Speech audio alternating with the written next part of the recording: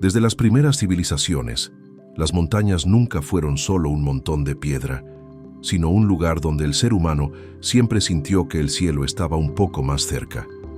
En prácticamente todas las épocas, gente subiendo, alejándose del ruido de la ciudad, enfrentando el frío y el cansancio, solo para tener la sensación de que allí arriba algo cambia, la perspectiva, el silencio, la fe. Tal vez usted mismo ya haya sentido esto en un mirador, en una cima, o incluso en ese punto alto simbólico de la vida en el que todo parece tener más sentido. ¿Qué revela esta atracción casi instintiva por las alturas sobre nuestro deseo de estar cerca de Dios, de encontrar respuestas, de salir del desorden del día a día y ver la vida desde otro ángulo? A lo largo de este video, usted descubrirá cómo, en la historia de la humanidad y especialmente en la narrativa bíblica, la montaña aparece como escenario de encuentros decisivos, elecciones difíciles y cambios de rumbo, y cómo entender este hilo conductor puede transformar la forma en que usted ve a Dios, la espiritualidad e incluso los valles que atraviesa hoy.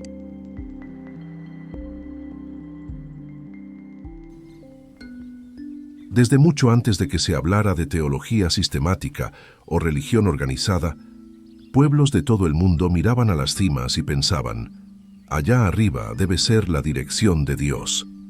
Investigadores de religiones comparadas, como Mircea Eliade en estudios sobre lo sagrado, muestran que muchas culturas veían la montaña como eje entre cielo y tierra, un punto de contacto donde lo divino se manifestaba de forma más intensa. En la mitología griega, el monte Olimpo es morada de los dioses. En tradiciones de Asia, montes como Meru aparecen como centro del universo. En el antiguo Oriente Medio, los zigurats imitaban montañas artificiales para subir hasta el cielo. Estos datos históricos son registros estudiados por historiadores y arqueólogos. La interpretación de que esto revela una intuición humana de búsqueda de Dios ya es lectura teológica, no un hecho científico. Aún así, es curioso percibir cómo, esparcidos por el mapa, diferentes pueblos tuvieron la misma idea. Si Dios está allá arriba, subir es acercarse más. Cuando entramos en la narrativa bíblica, esta intuición adquiere una forma muy específica. El ser humano es colocado justo al comienzo de la historia en un jardín elevado, conectado a ríos que descienden e irrigan la tierra, imagen que varios estudiosos entienden como la de un monte sagrado. El texto de Génesis describe este jardín como lugar de encuentro diario con Dios, de trabajo significativo y de armonía con la creación, y proyectos de estudio bíblico exploran esta escena como símbolo de la presencia divina compartida con la humanidad. Textos hablan de Dios caminando con el ser humano. Interpretación teológica: este escenario funciona como un primer alto de la montaña, donde cielo y tierra se superponen. Allí, el llamado es claro: cultivar, guardar, esparcir la bendición. Pero esta altura no es automática ni permanente, y es justamente cuando el ser humano decide confiar más en su propia voz que en la voz divina que la historia comienza a descender la ladera rumbo al próximo capítulo de esta jornada. De repente, aquella altura simbólica donde todo parecía alineado comienza a deshacerse, como quien pisa en terreno firme y descubre que era cáscara fina sobre un abismo. La narrativa bíblica describe esta ruptura cuando el ser humano decide seguir su propia interpretación del bien y del mal, un gesto que autores como John Walton analizan como rebelión de autonomía, no como simple desobediencia moral. El resultado es claro: alejamiento de la presencia divina, pérdida del jardín elevado y entrada en un mundo donde el trabajo se convierte en sudor y las relaciones se rompen. Aún así, la historia no se cierra en el polvo de la llanura. Continúa mostrando cómo esta separación crea un eco que resuena en las generaciones siguientes. El famoso episodio de Caín y Abel, interpretado por estudiosos como ecos de conflictos familiares y sociales reales del mundo antiguo, revela la profundidad de esta ruptura. La tierra, antes abundante, pasa a ser escenario de competición y miedo, mientras las ciudades surgen como refugio, pero también como murallas internas. La caída, por lo tanto, no es solo expulsión de un lugar, sino pérdida de una manera de existir en confianza. Y es exactamente en medio de este terreno agrietado que comienza a surgir un llamado inesperado, apuntando a una subida que nadie imaginaría. Es impresionante cómo, en medio de un escenario marcado por la caída y el desorden, surge una convocatoria que parece ir a contracorriente de todo. Dios llama a una pareja anciana y sin hijos para iniciar una renovación global. Textos estudiados por arqueólogos sitúan a Abraham en un contexto de ciudades antiguas de Mesopotamia, donde la infertilidad conllevaba un enorme peso social. Aún así, es justamente esta pareja improbable la que recibe una promesa de bendición para todas las familias de la tierra. Y para sellar este reencuentro, Abraham es llamado a subir una montaña, no para huir de la vida, sino para encarar su propio corazón ante lo divino. El momento más desconcertante ocurre cuando Dios le pide a Abraham algo que parece imposible: entregar al hijo que representaba toda la esperanza de la promesa. Este episodio, ampliamente debatido por teólogos y estudiosos, funciona como una especie de espejo espiritual, revelando el costo de la confianza absoluta. La tensión crece hasta el límite, cuando Dios interrumpe el sacrificio y confirma nuevamente su promesa. Abraham desciende de aquella montaña transformado, como quien percibe que la fe no es teoría, es renuncia. Y es a partir de este punto elevado que la historia comienza a tomar un contorno aún más profundo. A primera vista, parece absurdo imaginar que la verdadera vida comienza justamente cuando renunciamos a aquello que más valoramos. Sin embargo, este es el hilo que cose toda la experiencia de Abraham. Al entregar lo que consideraba su futuro, recibe de vuelta algo mayor de lo que podría planear. Los teólogos suelen llamar a esto la lógica invertida del reino, una dinámica en la que la ganancia nace de la rendición y la fuerza surge de la vulnerabilidad. El episodio en el Monte Moria, analizado por estudiosos como una metáfora de confianza radical, muestra que la fe bíblica nunca fue sobre control, sino sobre entrega. Y es allí, entre miedo y esperanza, donde esta inversión toma forma. Cuando Dios devuelve al hijo y reafirma la promesa, la escena deja claro que no es Abraham quien sostiene el plan, sino Dios quien sostiene a Abraham. Esta comprensión moldea toda la espiritualidad posterior de Israel, donde el sacrificio y la obediencia se convirtieron en símbolos de alineación con la sabiduría divina. La paradoja continúa resonando a lo largo de los siglos como una invitación a reevaluar prioridades, a redefinir lo que realmente significa vivir. La montaña, una vez más, no es solo geografía, es una escuela donde se aprende a desaprender la autosuficiencia. Y a partir de esta lección, el camino de la narrativa se inclina hacia otra subida decisiva, ahora involucrando a un pueblo entero ante un monte cubierto de humo. La caminata del pueblo de Israel por el desierto cambia completamente cuando una montaña incandescente surge en el horizonte, envuelta en truenos y densas nubes. El monte Sinaí se convierte en un escenario dramático, citado por historiadores como posible referencia a regiones volcánicas o de intensa actividad atmosférica, lo que explica parte de la descripción visual, pero no reduce su dimensión espiritual. Allí, el pueblo siente miedo, retrocede, duda, y es en este intervalo de coraje y pavor que Moisés acepta subir solo para escuchar la sabiduría divina. Allá arriba, según el texto bíblico, Dios revela principios que moldearían la identidad de Israel por siglos: justicia, responsabilidad, cuidado del pobre, límites para el poder humano. Investigadores observan que muchos de estos mandamientos dialogan con leyes del antiguo Oriente Próximo, pero introducen un elemento singular: la igualdad humana ante Dios. Mientras el pueblo espera al pie de la montaña, Moisés recibe palabras que pretenden transformar no solo comportamientos, sino el propio corazón de la nación. Y, al descender, trae consigo más que tablas de piedra, carga la invitación a un nuevo modo de vivir que pronto conducirá a otro movimiento sorprendente de lo divino. Cuando el pueblo percibe que no puede subir al Sinaí, en lugar de exigir que Israel alcance la cima, Dios decide descender.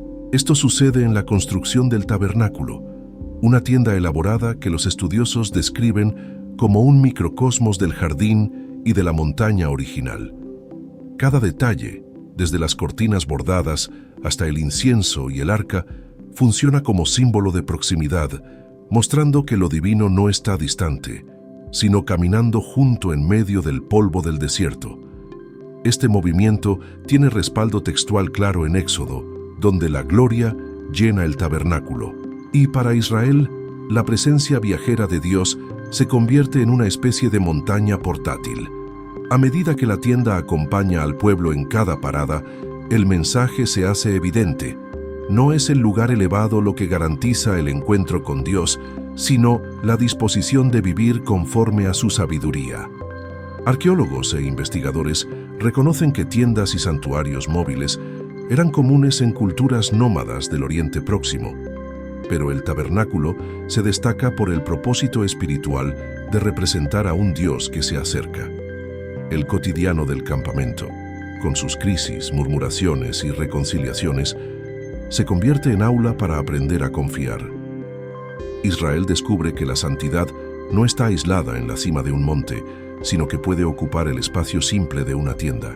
Y es justamente esta comprensión creciente la que pavimentará el camino para la idea de un monte permanente en el futuro, ubicado en el corazón de una ciudad aún inexistente.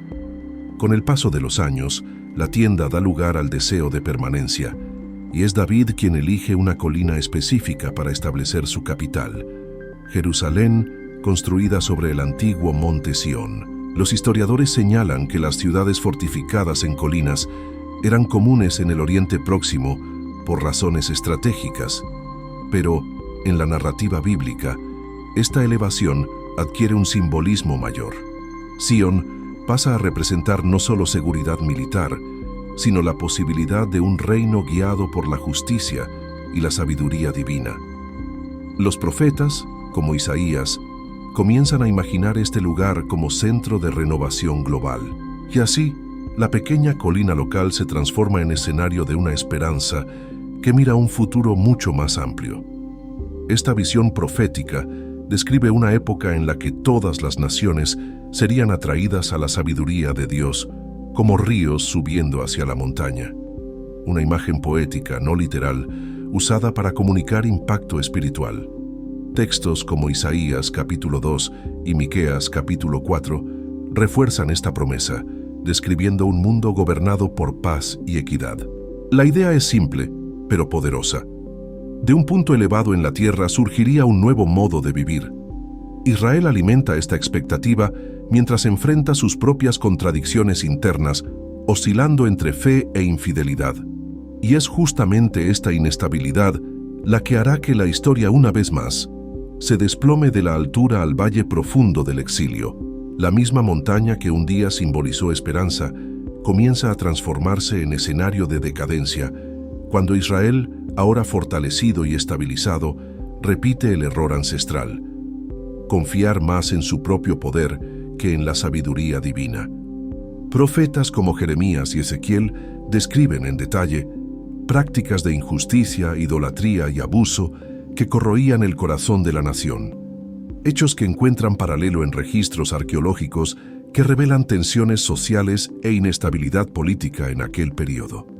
Lentamente, el monte Sión pierde su brillo simbólico y se convierte en reflejo de un pueblo dividido. La promesa de un reino modelo se desmorona como muralla vieja golpeada por la lluvia. Y así aquello que debería ser el punto más alto de la historia se transforma en caída vertiginosa. El exilio a Babilonia surge no como un mero evento político, sino como un terremoto espiritual. Textos históricos, como los registros de Nabucodonosor, confirman las campañas militares que devastaron Jerusalén, dando contexto material a lo que la Biblia describe poéticamente como la gloria dejando el templo. Para Israel, perder la ciudad y el monte significaba perder la identidad, casi como si el puente entre cielo y tierra hubiera sido arrancado del suelo. Sin embargo, incluso entre ruinas, Los profetas comienzan a anunciar que Dios no había desistido de la historia. Hay un hilo de esperanza cosido en los lamentos, prometiendo que, después de esta larga noche en el valle, surgiría una nueva manera de ascender. Y es justamente en esta oscuridad que un nuevo personaje entra en escena, trayendo luz donde nadie imaginaba. Cuando parecía que la historia había descendido al punto más bajo, surge Jesús, caminando entre gente común y trayendo consigo algo radical: la presencia de Dios, no en un lugar sino en una persona. Los historiadores reconocen el contexto de Judea bajo dominio romano, con tensiones religiosas y políticas estremeciendo el cotidiano, y es en este ambiente que Jesús enseña sobre un reino que no depende de fronteras geográficas. Sus discursos en lo alto de montes, como el famoso Sermón de la Montaña en Mateo capítulo 5, funcionan como continuación y renovación del patrón antiguo. Donde Él está, allí el cielo toca la tierra. Milagros, parábolas y encuentros revelan esta proximidad inesperada.